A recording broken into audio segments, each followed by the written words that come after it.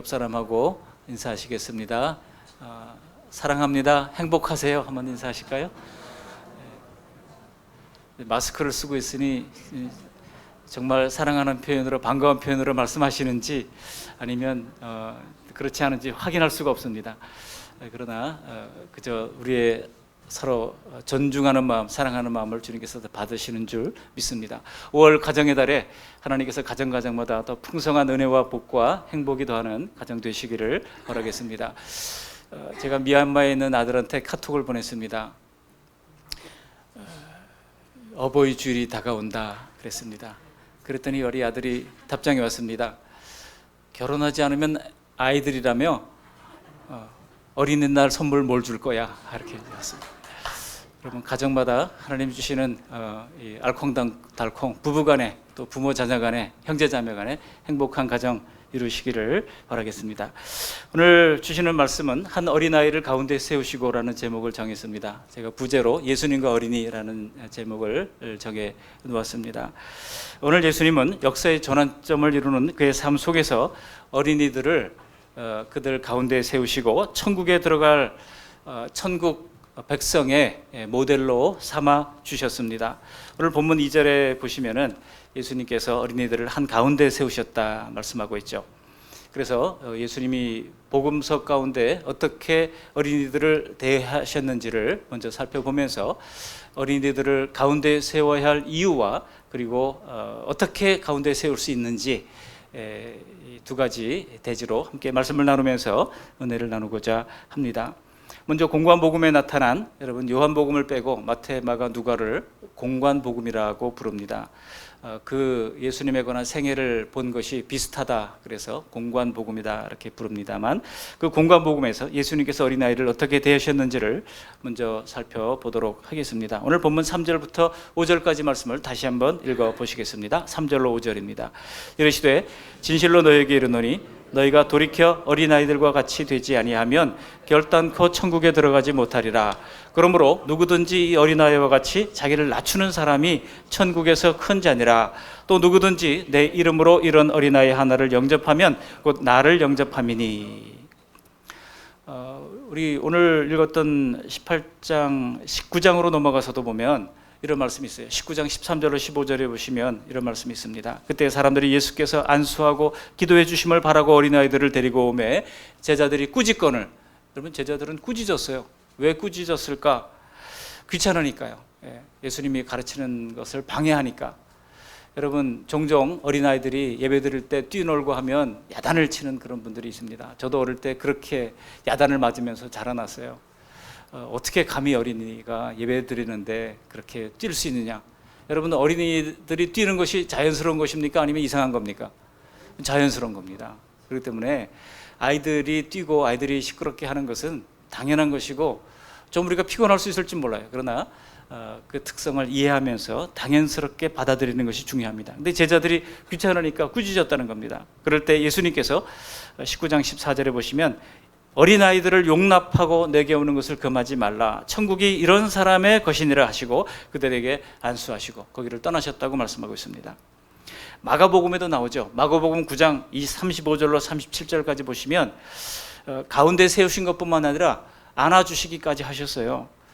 마가복음 9장 35절 이하를 읽어드립니다. 예수께서 앉으사 12제자를 불러서 이르시되 누구든지 첫째가 되고자 하면 무사람의 끝이 되며 무사람을 섬기는 자가 되어야 하리라 하시고 어린아이 하나를 데려다가 그들 가운데 세우시고 안으시며, 마태복음에서는 가운데 세우셨다고 그랬는데 마가복음에는요 안으시며까지 정확하게 기록을 남겼습니다. 그러면서 제자들에게 이르시되 누구든지 나를 영접하면 나를 영접함이 아니요 나를 보내시는 이를 영접함이니라 하였습니다. 더 나아가서 마가복음 10장 13절 이하를 보시면은요 더 놀라운 말씀이 있습니다. 거기 특별히 14절 말씀 이하를 제가 읽어드립니다. 예수께서 보시고 노하시어 이르시되 어린아이들이 내게로 오는 것을 용납하고 금하지 말라. 하나님의 나라가 이런 자의 것이니라. 내가 진실로 너에게 이르노니 누구든지 하나님의 나라를 어린아이와 같이 받들지 않는 자는 결단코 그곳에 들어가지 못하리라 하시고 그 어린아이들을 안고 그들 위에 안수하시고 또 축복하시니라고 말씀하고 있습니다. 여러분, 마가복음 9장 37절에 보시면은요 어린이를 영접하면 예수님을 영접하는 것이라고 말씀하시고, 더 나아가서 나를 보내시니, 곧 예수님을 보내시니 누굽니까? 하나님이잖아요. 그러니까 어린이 하나를 영접하면 예수님을 영접하는 것일 뿐만 아니라 하나님을 영접하는 것이 된다고 말씀하고 있습니다. 또 이 어린아이들처럼 하나님의 나라를 받들지 않는 자는 하나님 나라에 들어갈 수 없다고 마가복음 10장 15절에서 말씀하고 있습니다. 근데 여기 받들다라고 하는 표현을 섬기다라고 하는 것으로 잘못 오해하는 경우들이 가끔 있었어요. 이제 원어 성경에도 보면은 이 받들다라고 하는 것은 받아들인다. 그래서 NIV 영어 성경에도 보면 receive라고 하는 단어가 사용되고 있는 것을 알 수 있습니다. 누가복음 18장 17절에도 받아들이지 않는 자는 이렇게 표현함으로써 이것이 받들 어떤 섬김이 아니고 잘 받아들이는 자세를 말하고 있습니다. 어린아이들은요, 일단 잘 받아들입니다. 잘 속기도 하지만 잘 받아들입니다. 누가복음 9장 46절로 이하 48절에도 제자 중에 누가 크냐 하는 변론이 일어나니 예수께서 그 마음에 변론이 일어나는 것을 아시고 어린아이 하나를 데려다가 자기 곁에 세우시고, 여기는 곁에 세우셨다고 말씀하십니다. 그들 가운데 세우셨고 안아주셨고 곁에 세우셨습니다.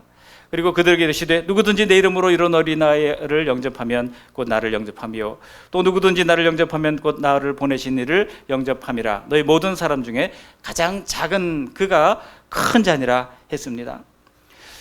자, 이처럼 이 공간복음에 나타난 예수님의 어린이에 대한 생각은 너무나 분명하죠. 특히 제가 깨달은 것이 바로 예수님께서 어린아이들을 어떤 한 그룹 속에 한 주변에 두지 않으시고 가운데 세우셨다는 것입니다. 이 가운데라고 하는 말이 헬라어로 메소스라고 하는 단어인데요. 여러분, 이 메소스라는 이 단어가 어디서 나오는가 하면은 이 중동 지역을 가로지르는 강이 있습니다. 그 강 이름이 가운데를 가로지른다 그래서 이제 메소스 강이에요. 그 메소스 강이 오늘날 이제 유프라테스 강이라고 부릅니다만 과거에는 그게 메소스 강이었어요. 그리고 이제 오른쪽으로 있는 유프라테스 강이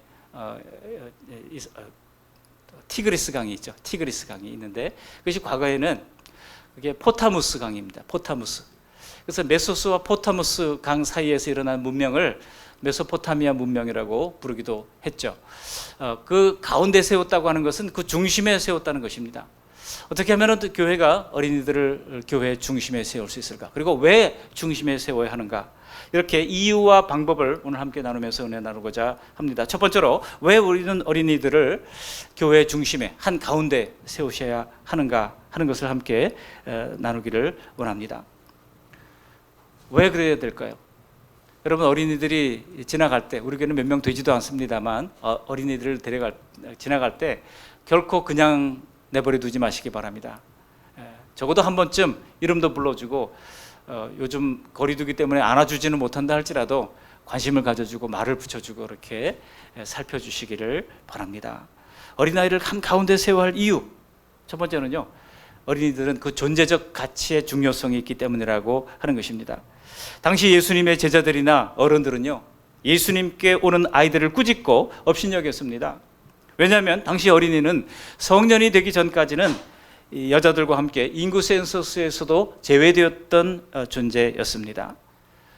어린이들은 그래서 미숙한 존재로 여겨졌습니다. 그래서 어느 한 구석이나 나가 있어라, 그래서 밖에 있어야 할 존재로 여겼다는 겁니다. 이런 시대에 예수님께서 한 어린아이를 데리고 그들 가운데 세우셨던 것은 당시의 풍습상으로는 매우 이례적인 일이었습니다. 이것은 예수님께서 놀라운 어떤 행동을 하신 것처럼 여겨졌던 겁니다. 예수님은 어린이들을 그 존재 자체의 중요성을 일깨우시고 그 어린이들을, 주변에 있던 아이들을 한 가운데 세우셨던 겁니다. 그리고 두 번째로 왜 어린이들을 그렇게 중심에 세워야 하는가, 그 이유는요, 어린이들을 영접하는 것이 곧 예수님을 영접하는 것이기 때문입니다. 우리 어린아이 하나를 소중히 여길 수 있다면 어린아이의 모습으로 오신 예수님을, 의진이의 모습으로 오신 예수님, 또 누굽니까? 누구예요? 은서의 이름으로 오신 예수님, 우리가 영접하는 겁니다. 어린이를 우리가 소중히 여길 수 있는 우리 교회가 될 수 있기를 바랍니다. 예수님은 당시 그런 상황 속에서도 어린이들을 환영했습니다. 그리고 환영받아야 할 존재로 여겼던 겁니다. 마가복음 9장 37절에 보시면 이런 어린아이 하나를 영접하는 것이 곧 나를 영접하는 것이라고 가르치셨고, 결과적으로 그것은 나를 보내신 하나님을 영접하는 것이라고 말씀을 해 주셨던 겁니다. 얼마나 소중히 여겼는지 몰라요. 우리가 그동안 어린이들을 좀 소중히 여기지 못했던 점들이 있었다면 회개하고 다시 어린이 하나하나를 품고 사랑으로 안아주는 우리 모두가 되시기를 바랍니다. 세 번째로, 왜 어린이를 소중히 여겨야 하겠습니까? 이 어린이는 바로 하나님 나라 백성의 표본이 되기 때문이라고 하는 것입니다.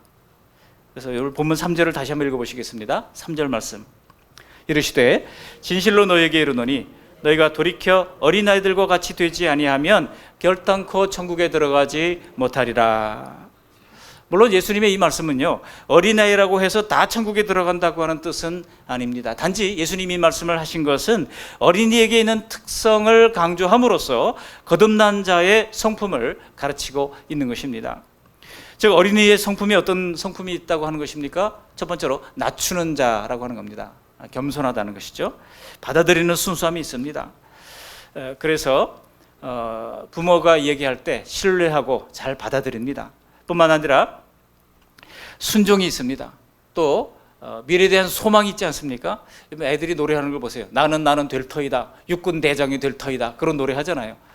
애들은 그런 노래하는 것에 반해서 어른들이 하는 노래는 무엇입니까? 너무 이 세상이 힘드니까 돌아갈 내 고향 하늘나라. 어르신들이 부르는 노래는요, 이 소망에 관한 영원한 하나님 나라에 대한 그런 노래를 하지, 내가 뭐 장차 뭐를 할 것이다 이런 것은 별로 없어요.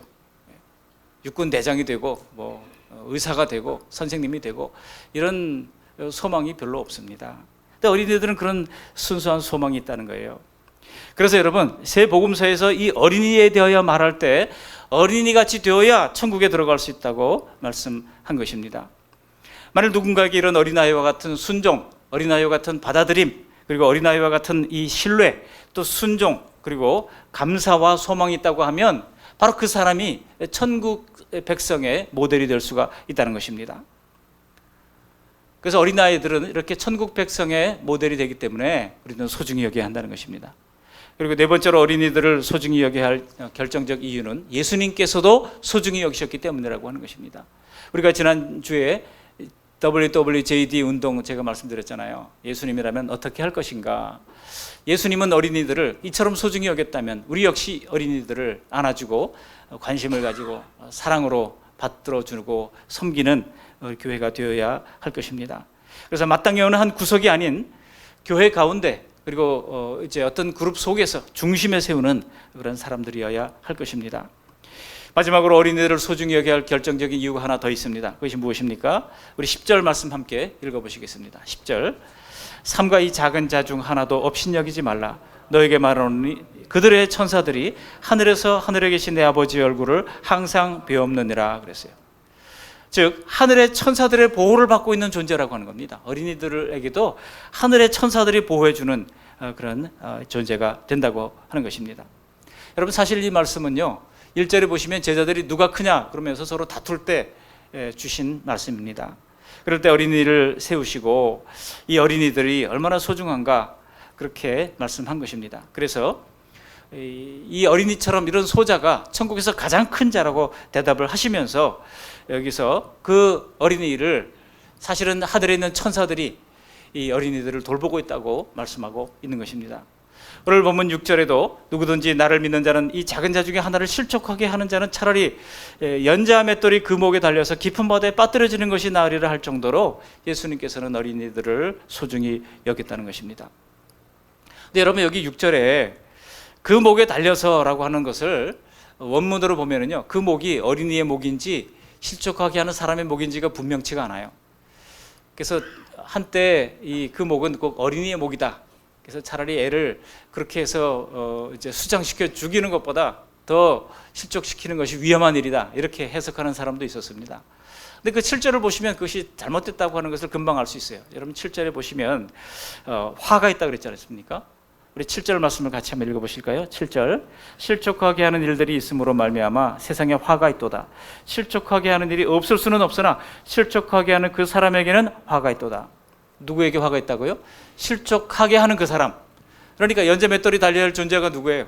실족하게 하는 그 사람이 이제 연자맷돌을 달고 바다에 빠뜨려진 그런 운명을 당하는 것보다 이 어린애의 실족하게 하는 것이 훨씬 더 큰 형벌이 있다고 강력한 경고를 내린 것입니다.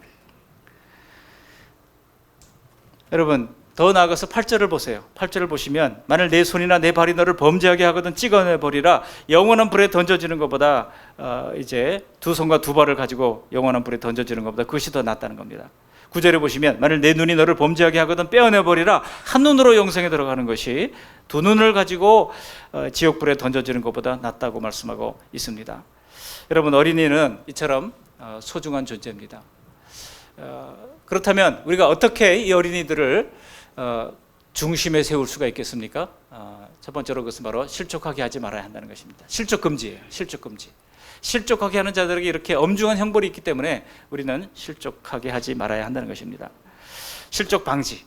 두 번째로 어린이들을 이렇게 중심에 세우는 소극적 방법이죠. 뭐 하지 말라고 그러니까 실족 금지고, 두 번째는 바로 이제 무시 금지입니다. 업신여기지 말라는 겁니다. 우리 10절 말씀을 함께 읽어보십니다. 10절. 삼가 이 작은 자 중에 하나도 업신여기지 말라. 너에게 말하노니 그들이 천사들이 하늘에서 하늘에 계신 내 아버지 얼굴을 항상 배옵느니라. 여기 업신여기지 말라고 그랬어요. 이 업신여기지 말라고 하는 것은 한마디로 투명인간 취급하지 말라는 겁니다. 없는 것처럼 여기지 말라는 것입니다. 관심 밖의 존재로 여기지 말라는 것입니다. 우리는 종종 어린이들이 지나갈 때 그냥 있는데도 없는 것처럼 그렇게 지나갈 때가 많잖아요. 그래서 오늘 이후로 어린이들을 볼 때마다 그냥 지나가지 마시고 한 번씩 건드려도 보시고 말도 나눠보시고 관심을 표명해주는 우리 진정으로 어린이들을 사랑하는 우리 그 말씀 양문교회 우리 성도님들이 다 되시기를 바라겠습니다. 그런데 그렇게 어린이를 소중히 여겨야 할 이유가 하늘에 있는 천사들이 그들의 수호천사가 있다고 말씀하고 있습니다. 종종 수호천사의 이야기를 하는 분들이 많이 있잖아요. 근데 이 수호천사 개념이 성경적으로도 아주 명백하게 나와 있어요. 수호천사가 있다는 겁니다. 먼저 국가를 지키는 수호천사들이 있다고 말씀하고 있습니다. 다니엘서 10장 13절에 보시면 이런 말씀이 있습니다. 같이 한번 읽어보실까요? 화면을 보시면서 함께 읽어보십니다. 시작. 그런데 바사 왕국의 군주가 21일 동안 나를 막았으므로 내가 거기 바사 왕국의 왕들과 함께 머물러 있더니 가장 높은 군주 중 하나인 미가엘이 와서 나를 도와주므로. 여러분, 이 다니엘이 이야기인데요. 다니엘이 천사장 미가엘이 만나주면서 이 바사 왕국을 맡은 그런 군주, 여기 군주는 바로 천사를 의미합니다. 그러니까 한 나라를 맡은 천사들이 있다는 겁니다. 한 왕국을 맡은 천사들이 있다고 성경에서 그 존재를 분명히 말씀하고 있다는 것이죠. 그런데 바사 왕국을 맡은 군주가 다니엘을 막았다는 겁니다. 그럴 때 천사장 미가엘이 와서 다니엘을 도와주었다, 그런 내용이 본문의 내용입니다. 그러니까 여러분, 한 나라를 책임지고 있는 그런 그 천사들이 있다는 거예요. 이게 성경적 개념이에요. 대한민국을 맡은 천사도 있겠죠. 또 작은 나라들, 우리가 이름도 잘 들어보지 못하고 기억하지도 못하는 그런 나라들이라 할지라도 그런 나라들에게도 그들을 맡은 그런 천사들이 있다고 하는 것을 우리가 알 수 있습니다. 두 번째로 국가를 지키는 수호천사가 있을 뿐만 아니라 또 어떤 수호천사들이 있습니까? 교회를 지키는 수호천사들이 있다고 말씀하고 있습니다. 여러분, 요한계시록 1장 20절에 보면 이런 말씀이 있습니다. 제가 읽어드립니다. 내가 본 것은 내 오른손에 7 별의 비밀과 또 7 금촛대라. 7 별은 7 교회의 사자요 7 촛대는 7 교회니라 그랬습니다. 거기서 7 촛대는 7 교회를 상징하는 것이라고 말씀하고 있고, 거기에 뭐가 있다고요? 7 별이 있다고 말씀하고 있는데, 7 별은 7 교회의 사자라고 말씀하고 있습니다. 그 사자라는 것이 천사라는 뜻이에요. 7 교회의 천사들, 각 교회를 맡은 천사들이 있다고 말씀하고 있는 것입니다. 여러분, 그 말씀 양문교회를 맡은 천사들이 있어요, 없어요? 그러니까 있다는 얘기죠. 그러니까 큰 교회나 작은 교회나, 칠전동에 이렇게 산책을 다녀보니까요, 교회가 7교회나 있더라고요. 그래서 제가 한번 목사님들 좀 만나 뵙고 싶은데 아직 한 번도 못 만났어요. 예배 시간에 같은 시간에 예배를 드리기 때문에 참 만나기가 어려워요. 그래서 주변 동네 분들한테 물어봅니다. 여기 이 교회 목사님은 어떤 분이세요? 동네 분들도, 그 옆에 있는 분들도 한 번도 얼굴도 못 봤어요. 이런 분들이 많아요. 사람들도 드나드는 적이 없는 것 같아요. 이런 분들도 있습니다.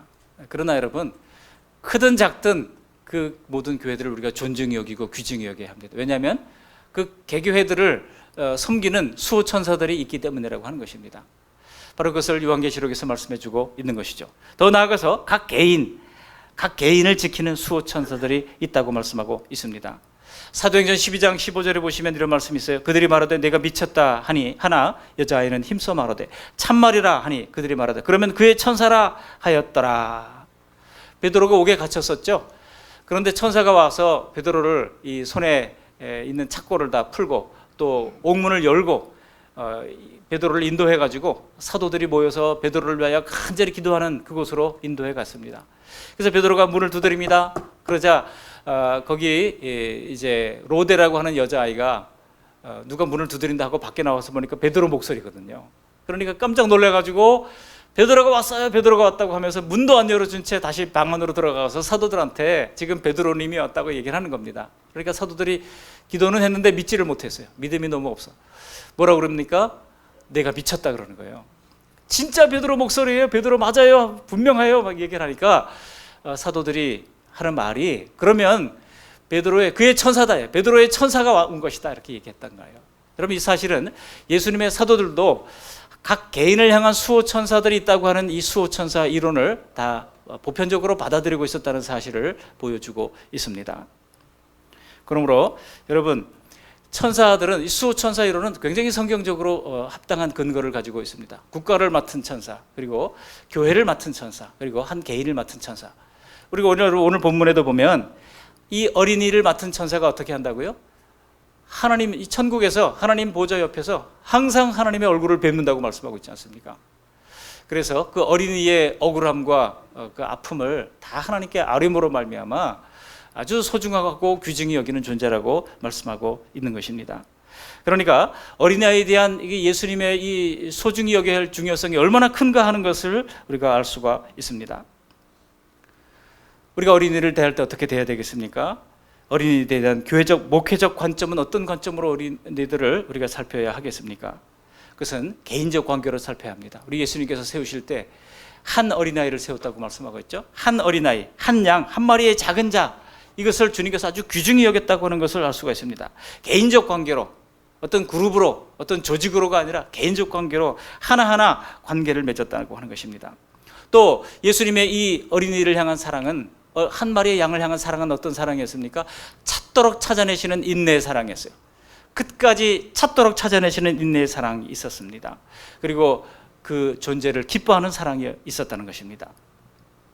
사랑하는 성도 여러분, 예수님은 말씀하셨습니다. 마태복음 11장 25절에 보시면 그때 예수께서 대답하여 이르시되 천지의 주제이신 아버지여, 이것을 지혜롭고 슬기 있는 자들에게는 숨기시고 어린아이들에게는 나타내심을 감사하나이다. 천국의 비밀이 누구에게 계시되었다고 말씀하고 있습니까? 세상에 지혜 있다는 자, 세상에 지식이 있다는 자들에게 계시된 것이 아니라 어린이에게 계시됐다고 말씀하고 있는 것입니다. 예수님께서 예루살렘에 입성하실 때 어린이들이 노래를 불렀잖아요. 호산나, 다윗의 이름으로 오시는 이여 찬송할 때 많은 사람들이 시끄럽다고 그랬죠. 그럴 때 예수님께서 하신 말씀이 무엇입니까? 마태복음 21장 16절에 보시면 예수께서 말하되 그들이 하는 말을 듣느냐? 예수께서 이르시되 그렇다. 어린아이와 젖먹이들의 입에서 나오는 찬미를 온전하게 하셨나이다 함을 너희가 읽어본 일이 없느냐? 여러분 그렇게 말씀하시면서 그 말씀은요 시편 8편 2절을 예수님께서 인용하신 것입니다. 거기 보면 어린아기와 젖먹이들의 입에서 나오는 찬미를 능력 있게 하셨다라고 말씀하고 있는데 예수님께서 그 말씀을 지금 인용을 하고 있는 것입니다. 그러면서 어린이들이 예수님을 그렇게 호산나 높여드리며 찬양했던 것을 칭찬하시고 만족해 하시고 격려해 주셨던 것을 볼 수가 있습니다. 구약의 이사야 선지자도 천국의 모습이 어떤 모습이냐? 그 천국의 모습은 바로 아이들의 세계라고 예언을 한 바가 있습니다. 이사야 11장 6절에 보시면 사나운 짐승들이 어린아이들에게 끌려다니는 세계가 천국이라고 말씀하고 있고 이사야 11장 8절에 보시면 젖먹는 어린아이와 젖된 어린아이들이 맹수들과 함께 사는 사자들과 함께 굴에 손을 놓고 독사들과 함께 장난을 치고 그런 나라라고 말씀하고 있습니다. 천진난만한 어린이들의 세계가 바로 하나님의 나라라고 하는 거예요. 베드로전서 2장 2절, 베드로전서 1장 23절에도 보면 천국은 바로 갓난아기들과 같이 순전하고 신령한 젖을 사모하는 거듭난 자들의 나라라고 말씀하고 있는 것입니다. 교만하고 모든 것을 아는 체하고 자기가 훈수 두려고 하고 그런 세계가 아닌 거예요. 겸손하게 하나님의 말씀을 받을 때 여러분 자세도 중요합니다. 우리 하나님 말씀 받을 때 다리를 꼬거나 팔짱을 끼고 받아서는 안 됩니다. 겸손함으로 하나님의 말씀을 잘 받을 수 있기를 바랍니다. 고린도후서 5장 17절에도 그리스도 안에서 새로 지음을 받은 사람들의 세계라고 말씀하고 있습니다. 이것은 지상적 이 전투적 교회. 여러분 교회가 크게 두 가지가 있지 않습니까? 이 지상의 교회는요, 지금 온갖 세상의 악과 죄악이 난무하고 사단이 마귀가 함께 있는 존재 세계입니다. 그렇기 때문에 이 지상의 교회를 전투적 교회라고 부릅니다. 그러나 천상에 있는 교회는요, 이미 승리한 교회이기 때문에 천상의 교회는 승리적 교회예요. 그러나 우리가 사는 이 세대는 지금 전투적 교회를 우리가 살고 있는 것입니다. 지상의 전투적 교회에 살고 있기 때문에 우리는 날마다 분투하며 싸워야 할 그런 필요가 있습니다. 그러나 그럴 때 하나님께서는 누구에게 특별한 은혜를 베풀어 주십니까? 어린아이와 같이 겸손하게 주님의 말씀을 따르는 사람들에게 하나님께서 특별한 은혜를 베풀어 주시는 것입니다.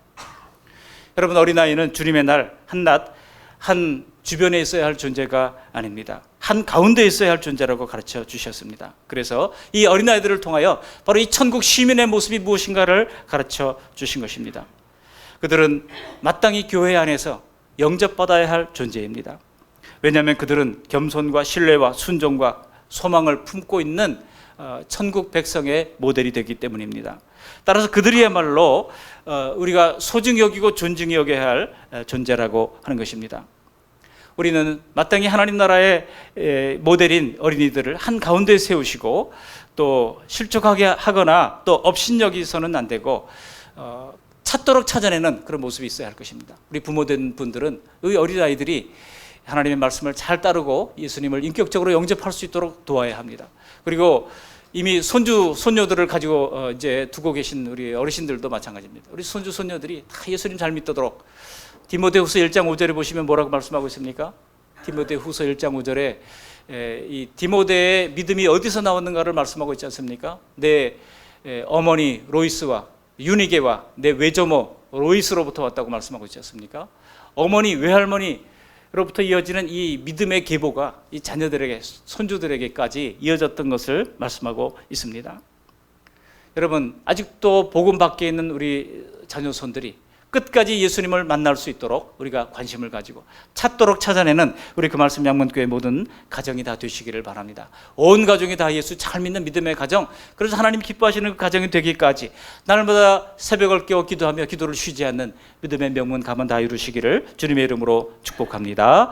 아멘. 고맙고 감사하신 하나님 아버지, 오늘 어린이를 가운데 세우신 예수님의 모습을 통해서 우리에게 가르쳐 주시고 교훈해 주심을 감사합니다. 그동안 우리가 혹여나 어린이들을 소홀히 여겼던 것 회개합니다. 용서해 주시옵시고 다시 한번 어린이들을 예수님의 눈으로 볼 수 있도록 도와주시옵소서. 그 존재의 중요성을 인정할 수 있도록 도와주시고 예수님을 영접하고 또 천국의 표본이 되는 겸손과 받듦과 신뢰와 순종과 소망이 있는 이 어린이들을 소중히 여길 수 있도록 도와주시고, 하나님 예수님께서 용납하시고 안아주시고 축복해 주셨던 그 어린이들을 우리도 예수님처럼 축복할 수 있도록 이끌어 주시옵시고, 천사들의 존재를 보호를 받고 있는 아름다운 이 존재인 우리 귀한 어린이들을 사랑으로 섬길 수 있도록 인도해 주시어서 그들이 실족지 않도록, 그들이 업신여김을 당하지 않도록, 또 그들이 다 예수님 안에서 찾아지도록, 찾을 때까지 찾는 사랑 많은 목자의 눈으로 어린 영혼들을 볼 수 있도록 은혜를 베풀어 주시옵소서.